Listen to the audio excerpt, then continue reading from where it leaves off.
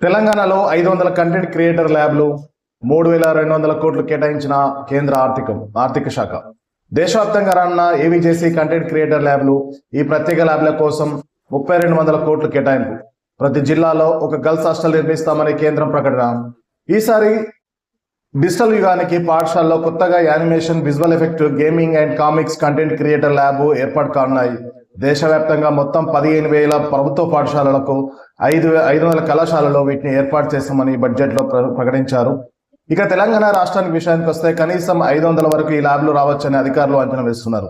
దీని ముఖ్య ఉద్దేశం పాఠశాల విద్యార్థుల్లో robotics, 3D printing, internet of the things అవగాహన పెంచేందుకు 2016లో అటల్ ఇన్నోవేషన్ మిషన్ మొదలైంది. 30,000 ల్యాబ్ ఏర్పాటు. దేశవ్యాప్తంగా ఇప్పటి వరకు 10,000 ప్రభుత్వ, ప్రైవేట్ పాఠశాలలో అటల్ టింకరింగ్ ల్యాబ్లు ఏర్పాటు చేశారు. రాష్ట్రానికి దాదాపు 400 ల్యాబ్లు దక్కాయి.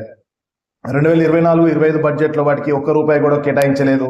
కానీ 2025-26 500 కోట్లు కేటాయించారు.